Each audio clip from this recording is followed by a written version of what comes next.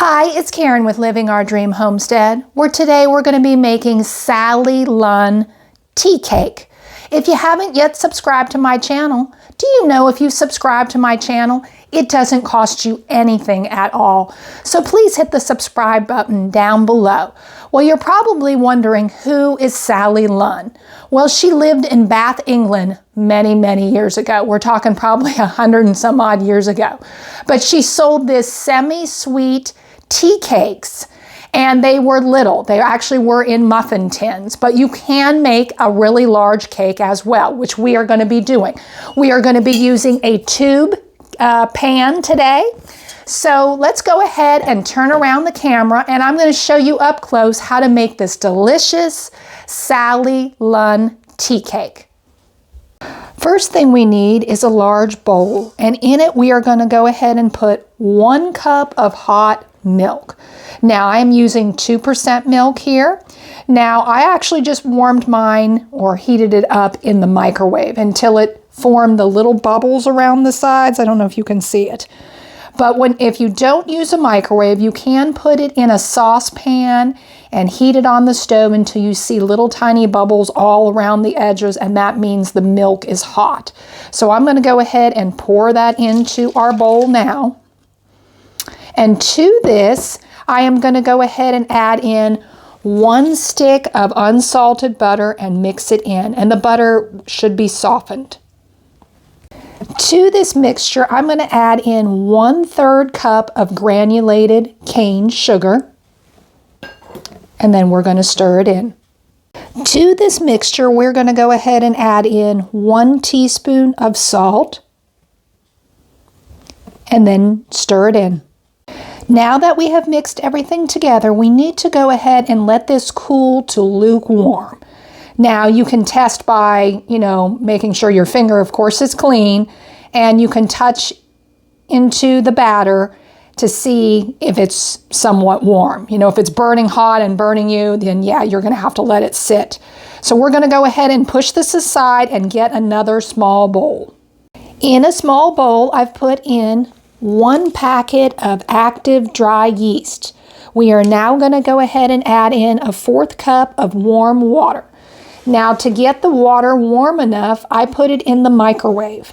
It needs to be between 100 and 110 degrees in order to activate this yeast. If it is below 100 degrees, it will not activate the yeast. So I'm going to go ahead and put that into our yeast mixture now. And now I'm going to go ahead and stir it. And now we are going to go ahead and let this yeast mixture sit for 5 minutes to dissolve. Now that it's been 5 minutes and our yeast has completely dissolved, we are going to go ahead and push that aside, and we are going to get our big bowl where we had our butter and our milk in. And in this one, we are going to go ahead and add in the dissolved yeast to this mixture.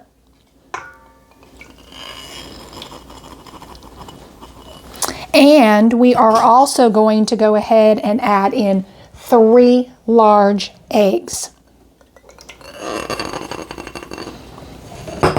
And I'm going to go ahead and get my spoon out. We are going to go ahead and use the hand mixer, and we are going to beat it until completely combined. Now that that is completely combined, we are going to go ahead and gradually add the flour. I am adding 3½ cups of all-purpose flour. So again, I'm just going to add a little bit, and then I'm going to turn on the mixer and combine it in, and then add some more. You may see the dough pull away from the edges, and that is normal.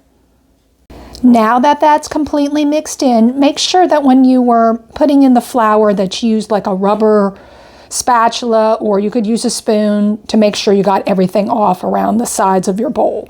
And now we are going to go ahead and cover this and let it rise in a warm place until about double in size.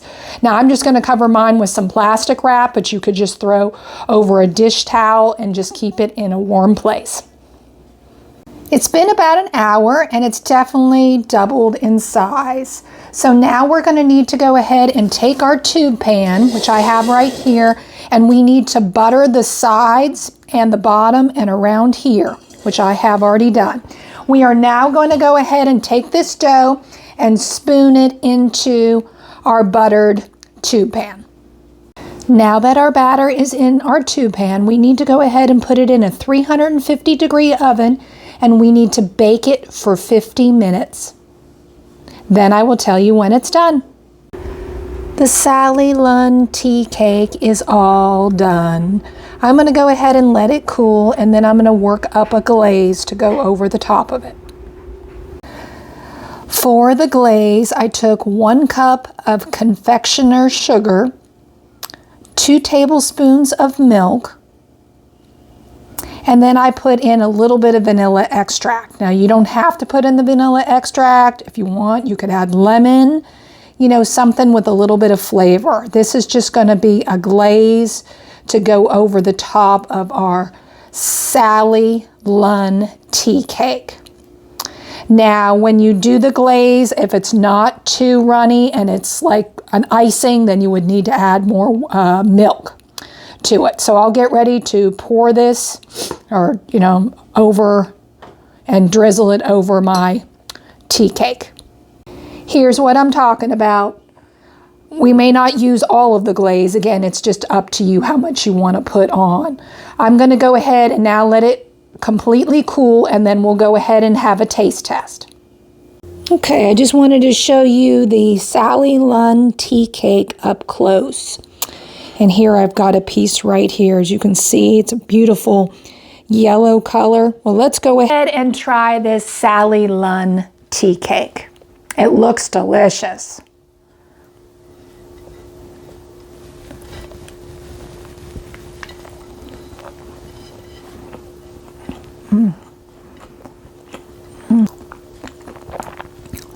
It's delicious. Like I said, it just has a touch of sweetness. It's not overpowering.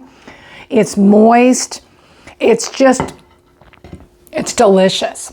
Well, I will leave the recipe down in the description and where I found it. Thank you for watching. This was Karen with Living Our Dream Homestead. I hope you have a good day.